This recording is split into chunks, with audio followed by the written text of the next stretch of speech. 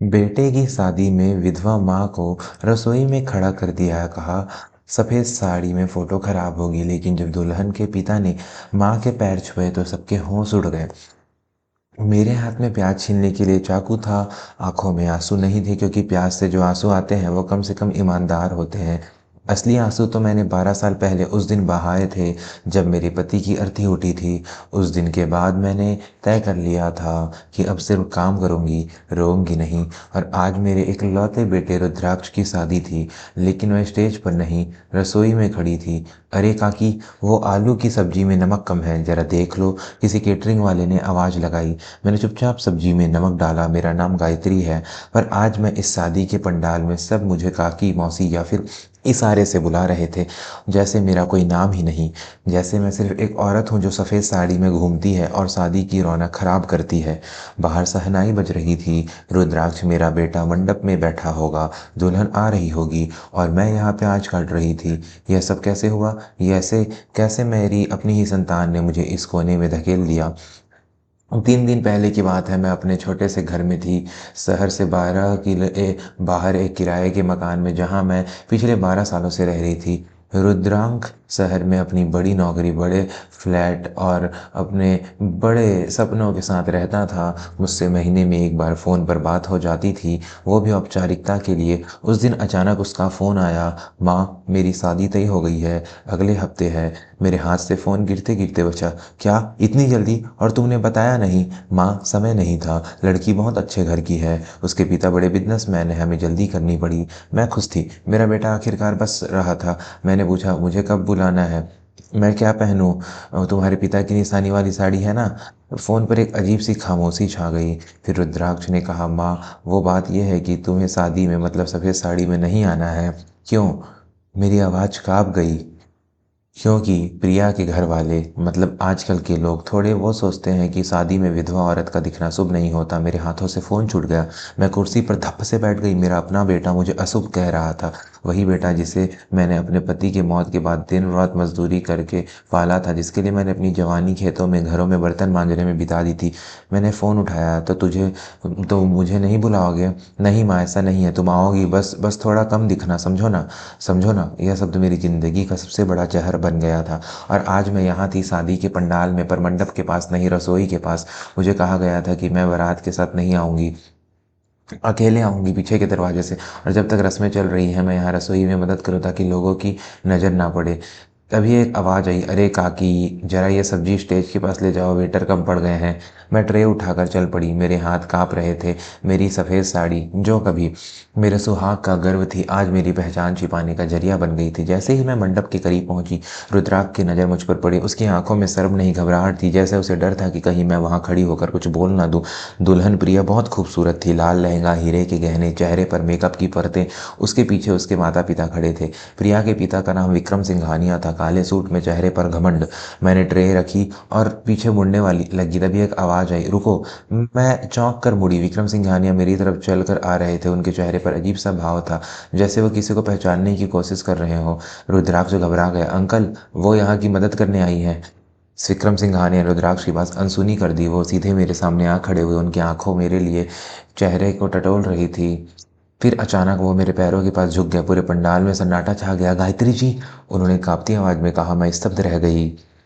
इन्हें मेरा नाम कैसे पता? विक्रम सिंघानिया ने मेरे पैर छुए। आप यहाँ इस हालत में? अगर तुम जानना चाहते हो कि विक्रम सिंघानिया गायत्री को कैसे जानते हैं और अब क्या नया तूफान आने वाला है, तो इस वीडियो को अभी लाइक करो और चैनल को सब्सक्राइब कर लो, क्योंकि अगला हिस्सा ऐसा होगा कि रुद्राक्ष की सारी शान धूल में मिल जाएगी। रुद्राक्ष की आंखें फटी की फटी रह गई। प्रिया ने अपने पिता को देखा जैसे वो किसी अजनबी को देख रही हो। पूरे पंडाल में फुसफुसाहट शुरू हो गई। पापा आप क्या कर रहे हैं आप? प्रिया ने घबरा कर पूछा। विक्रम सिंघानिया ने मेरे पैर छोड़े और धीरे से खड़े हुए। उनकी आंखों में आंसू थे। तुम नहीं जानती बेटी, तुम नहीं जानती ये कौन है। उन्होंने पूरे पंडाल की तरफ मुड़कर कहा, ये गायत्री देवी हैं, और अगर आज मैं यहाँ खड़ा हूँ, अगर मेरे पास ये नाम है, ये पैसा है, ये इज्जत है, तो सिर्फ इनकी वजह से। मेरा दिल तेजी से धड़कने लगा। पुरानी यादें जैसे एक झटके में वापस आ गई। 25 साल पहले की बात है। मैं और मेरे पति दोनों एक छोटे से गांव में रहते थे। मेरे पति खेती करते थे और मैं घर संभालती थी। रुद्राक्ष जब बहुत छोटा था, एक दिन गांव में एक लड़का आया, फटे कपड़े, भूख से बेहाल, आंखों में सपने। वो विक्रम था। उसके पिता ने उसे घर से निकाल दिया था क्योंकि उसने पढ़ाई छोड़कर बिजनेस करने का सपना देखा था। वो हमारे घर के बाहर बेहोश मिला था।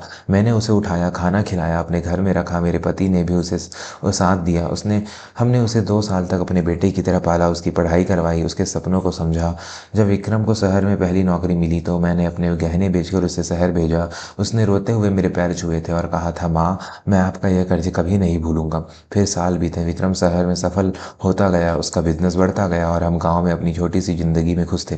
जब मेरे पति की मौत हुई तो विक्रम ने मुझे बहुत मदद की। उसने रुद्राक्ष की पढ़ाई का खर्चा उठाया, उसे नौकरी दिलवाई। लेकिन रुद्राक्ष को मैंने कभी नहीं बताया कि यह सब विक्रम की मदद से हुआ। मैंने उससे कहा कि यह मेरी मेहनत से हुआ, क्योंकि मैं नहीं चाहती थी कि मेरा बेटा किसी का एहसानमंद महसूस करे।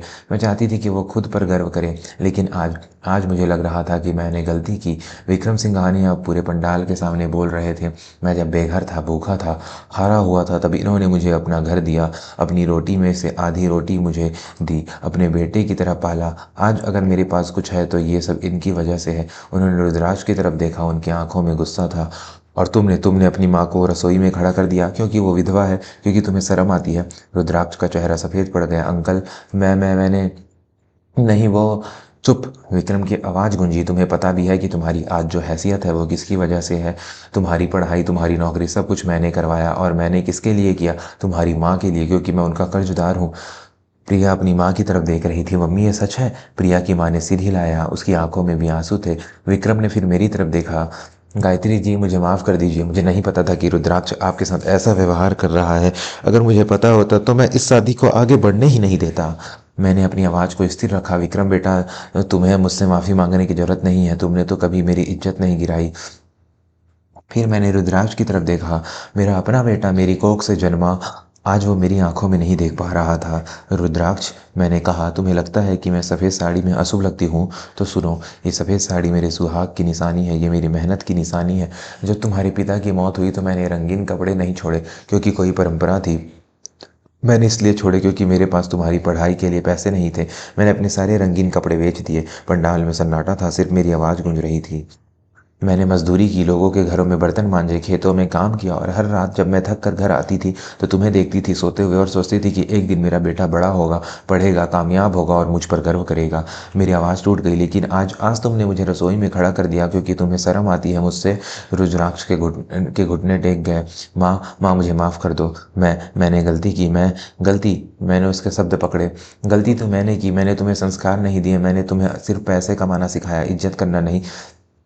विक्रम सिंघानिया ने मेरी तरफ देखा। गायत्री जी, आप इस शादी को रोक सकती हैं, आपका एक इशारा काफ़ी है। मैंने प्रिया को देखा, वो लड़की जो अभी तक मुझे नहीं जानती थी। उसकी आंखों में सवाल थे। फिर मैंने अपनी साड़ी का पल्लू ठीक किया और कहा, नहीं विक्रम, शादी रुकेगी नहीं, लेकिन शर्तें बदलेंगी। अगर तुम जानना चाहते हो कि गायत्री देवी ने क्या शर्तें रखी और रुद्राक्ष ने अपनी गलती कैसे सुधारी, तो वीडियो को लाइक करो और कमेंट में लिखो, माँ की इज्जत सबसे ऊपर, क्योंकि अब कहानी का असली मोड़ आने वाला है। मैंने पूरे पंडाल की तरफ देखा। वो सब लोग जो अभी तक मुझे काकी बुला रहे थे अब चुपचाप खड़े थे। पहली शर्त, मैंने कहा, आज से रुद्राक्ष इस फ्लैट में नहीं रहेगा जो विक्रम ने दिलवाया है। वो अपनी मेहनत से घर बनाएगा जैसे मैंने बनाया था। रुद्राक्ष ने सिर झुका लिया। दूसरी शर्त, प्रिया, मैंने दुल्हन की तरफ देखा, अगर तुम रुद्राक्ष से शादी करना चाहती हो तो तुम्हें समझना होगा कि विधवा होना शुभ नहीं होता। औरत का सम्मान उसके कपड़ों से नहीं, उसके कर्मों से होता है। प्रिया ने धीरे से कहा, मुझे समझ आ गया है आंटी जी, और मुझे माफ़ कर दीजिए, मैंने आपको पहचाना नहीं। तीसरी शर्त, मैंने विक्रम की तरफ देखा, तुम रुद्राक्ष की और मदद नहीं करोगे। मेरा कर्ज तुम चुका चुके हो।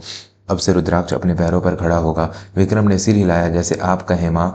और आखिरी शर्त, मैंने रुद्राक्ष की तरफ देखा, आज से तुम मुझे हर हफ्ते मिलने आओगे मेरे उस छोटे से घर में जहाँ तुम बड़े हुए, और तुम अपनी पत्नी को भी वहाँ लाओगे ताकि वो देख सके कि एक माँ अपने बेटे के लिए क्या कर सकती है। रुद्राक्ष रो पड़ा, माँ, मुझे माफ़ कर दो। मैं कभी तुम्हारी इज्जत नहीं गिराऊंगा, कसम खाता हूँ। मैंने उसका सिर अपनी गोद में लिया। आखिरकार वो मेरा बेटा था। बेटा, मैंने कहा, मैं तुम्हें माफ़ कर दूंगी, लेकिन तुम्हें खुद को माफ़ करना होगा, और ये तभी होगा जब तुम समझोगे कि इज्जत पैसे से नहीं, संस्कारों से मिलती है। विक्रम संघानिया ने सबसे कहा, आज से इस पंडाल में गायत्री जी मुख्य अतिथि हैं और शादी की सभी रस्में उनकी उपस्थिति में ही होंगी। पंडाल में तालियां गूंजी। वही लोग जो मुझे नीची नज़रों से देख रहे थे अब सम्मान से खड़े थे। मुझे मंडप के पास सबसे अच्छी कुर्सी दी गई। मेरी सफ़ेद साड़ी अब अशुभ नहीं थी, वो मेरी ताकत की निशानी थी। जब रुद्राक्ष और प्रिया ने फेरे लिए तो विक्रम ने मुझसे कहा, माँ आप आशीर्वाद दीजिए। मैंने दोनों के सिर पर हाथ रखा और कहा, खुश रहो, लेकिन हमेशा याद रखना कि रिश्ते दिखावे से नहीं सच्चाई से बनते हैं। शादी खत्म हुई, विदाई का समय आया। प्रिया रो रही थी। मैं उसके पास गई और धीरे से कहा, बेटी मत रो, तू मेरे घर आ रही है और मैं तुझे अपनी बेटी की तरह रखूंगी। प्रिया ने मेरे पैर छुए। माँ मुझे माफ़ कर दीजिए, मैं नहीं जानती थी, अब जान गई ना, मैंने मुस्कुराते हुए कहा। बस याद रखना, औरत की ताकत उसके कपड़ों में नहीं उसके हौसलों में होती है। कुछ महीने बाद रुद्राक्ष ने अपनी नौकरी से पैसे बचाकर एक छोटा सा घर खरीदा। विक्रम के फ्लैट से बाहर आ गया।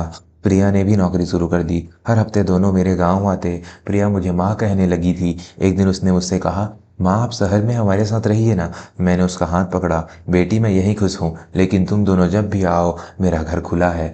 रुद्राक्ष ने मेरे पैर छुए। माँ मैंने जो गलती की उसे मैं कभी नहीं भूलूंगा। आपने मुझे माफ़ कर दिया, लेकिन मैं खुद को कभी माफ़ नहीं कर पाऊंगा। बेटा, मैंने कहा, गलतियां इंसान को टूटने के लिए नहीं, सीखने के लिए होती है। तूने सीख लिया, अब आगे बढ़। उस दिन जब वो दोनों वापस जा रहे थे, प्रिया ने मुड़कर कहा, माँ अगली बार मैं अपनी सहेलियों को भी लाऊंगी। उन्हें भी आपसे मिलवाना है, उन्हें बताना है कि असली ताकत क्या होती है। मैं मुस्कुरा दी। आज मैं फिर से अपने छोटे से घर में अकेली हूँ, लेकिन अब ये अकेलापन सजा नहीं है, ये मेरी पसंद है। क्योंकि मैंने सीख लिया है कि इज्जत मांगने से नहीं मिलती, वो तब मिलती है जब आप अपने आप पर गर्व करते हैं। और हाँ, मेरी सफ़ेद साड़ी अब भी मेरे साथ है, लेकिन अब वो अशुभ नहीं है, वो मेरी कहानी है, मेरे संघर्ष की गवाह है और मेरी जीत का प्रमाण है। अगर तुम्हें ये कहानी दिल से लगी और तुम चाहते हो कि ऐसी ही सच्ची भारतीय रिश्तों वाली कहानियाँ जहाँ माँ की इज्जत सबसे ऊपर है, तो अभी चैनल को सब्सक्राइब करो, वीडियो को लाइक करो और कमेंट में लिखो, माँ से बड़ा कोई नहीं। क्योंकि अगली कहानी में एक बहू अपनी सास की इज्जत के लिए पूरे घर से लड़ेगी और जीतेगी भी। वो कहानी तुम्हें रुला देगी और हिम्मत भी देगी।